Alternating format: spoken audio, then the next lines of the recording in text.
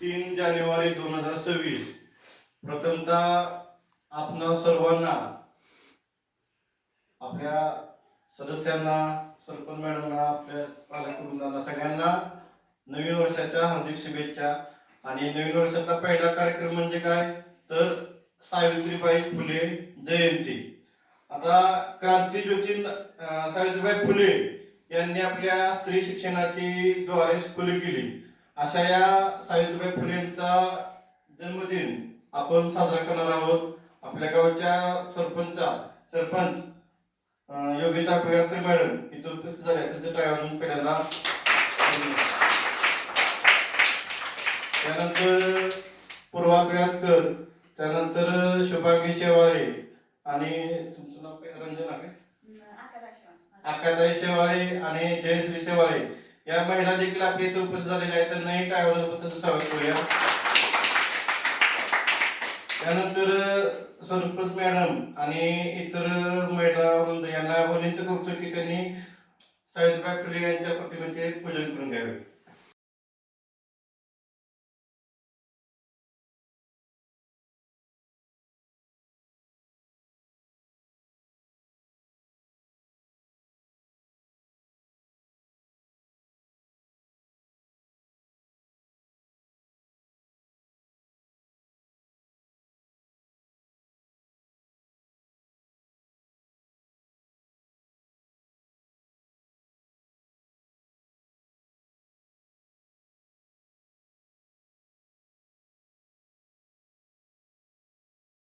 त्याचा कालावधी असल्यामुळे मुलांना 1 दिवसापूर्वीच भाषण दिलेलं आहे आणि आपल्या शाळेतले विद्यार्थिनी वेदांतिक अभ्यासकर हे आपलं मनोगत व्यक्त करू पहिल्यांदा। सगळ्यांनी शांत बसा, हात बांधा। अध्यक्ष महाशय, पूज्य गुरुजन आणि ते जमलेल्या माझ्या बालमित्रांनो, मी आज तुम्हाला सावित्रीबाई फुले यांच्याबद्दल जे काही 4 शब्द सांगणार आहे ते तुम्ही शांतपणे ऐकून घ्यावे अशी माझी नम्र विनंती। क्रांतीज्योती सावित्रीबाई फुले यांचा जन्म 3 जानेवारी 1831 रोजी झाला। वयाच्या 9व्या वर्षी त्यांचे लग्न महात्मा फुले यांच्याबरोबर झाले। त्यावेळी त्यांना लिहिता वाचता येत नव्हते, पण लग्नानंतर महात्मा फुले यांनी त्यांना लिहायला वाचायला शिकवले। लहानपणी त्यांना पोहणे, झाडावर चढणे खूप आवडत असे। लग्नानंतर महात्मा फुले यांनी त्यांना समाजकार्यात स्वतःला झोकून दिले। त्यांनी मुलींना शिकवायचे काम केले। सावित्रीबाई फुले यांच्या अंगावर काही लोकांनी चिखलफेक, दगडफेक केला तरी त्यांनी आपल्या मुलींना शिकवणे सोडले नाही, म्हणून त्यांचा जन्म बालिका दिन म्हणून साजरा केला जातो। एवढे बोलून मी माझ्या संपत्ती जयंती मानते।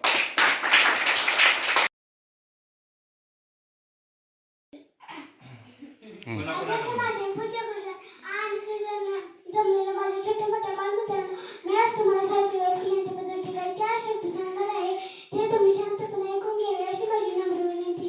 क्रांतीज्योती सावित्रीबाई फुले यांचा जन्म 3 जानेवारी 1831 रोजी झाला।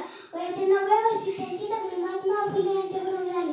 त्यावेळी त्यांना लिहिता वाचता येत नव्हते, पण लग्नानंतर महात्मा फुले यांनी त्यांना लिहायला वाचायला शिकवले। लहानपणी त्यांना पोहणे, झाडावर चढणे खूप आवडत असे। लग्नानंतर महात्मा फुले यांच्याबरोबर समाजकार्यात स्वतःला झोकून दिले। त्यांनी मुलींना शिकवायचे काम केले।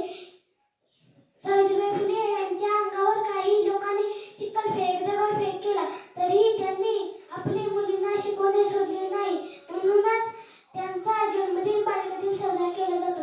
एवढे बोलून मी माझे भाषण संपविते। जय हिंद, जय महाराष्ट्र।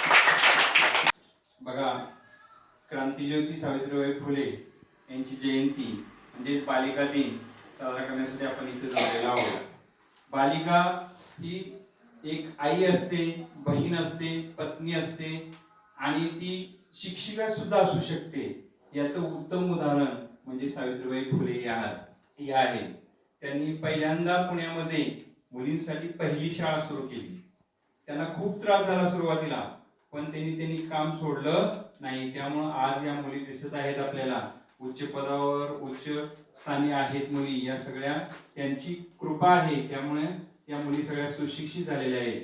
त्यामुळे आपण त्यांची ही बालिका दिन म्हणून जयंती साजरी करत आहोत। त्या निमित्तानं आपल्याला आज आरंभ फाउंडेशन यांनी आपल्याला काही पुस्तकं वाचनालयासाठी 50 पुस्तकं दिलेली आहेत. जवळजवळ 4-5 हजार किमतीची पुस्तकं आहेत ती. त्याबद्दल आपण शाळेच्या वतीनं गावाच्या वतीनं त्यांचा आभार मानत आहोत. त्याचबरोबर आपण आज बालानंद मेळावा घेतलेला आहे.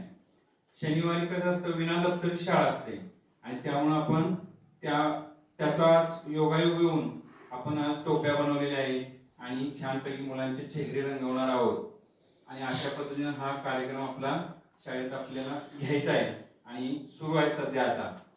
त्याचबरोबर या कार्यक्रमासाठी गावातील जे नागरिक उपस्थित राहिलेले आहेत, त्याचबरोबर सदस्य आपले शाळा व्यवस्थापन समितीचे सदस्य उपस्थित राहिले, त्याबद्दल शाळेच्या वतीने त्यांचे स्वागत आहे. निमित्त ज्या महिला आहेत त्यांच्यापैकी कोण बोलू इच्छिते का? आपल्याला पुणे येथील आरंभ फाउंडेशन पिंपरी यांच्यातर्फे जवळजवळ 6,000 रुपयाची 50 पुस्तके जी मुलांसाठी अतिशय वाचनासाठी चांगली आहेत, चित्रकथा युक्त आहेत आणि ही पुस्तके दिलेली आपले जे त्यांनी सकाळी लाभले ज्यांचं अरुण मस्कर आणि स्वराज्य पाणी फाउंडेशन यांचं आपण आपल्या शाळेच्या वतीनं आणि गावाच्या वतीने त्यांचं गुलाबपुष्प प्रथमचं आपण अभिनंदन करूया.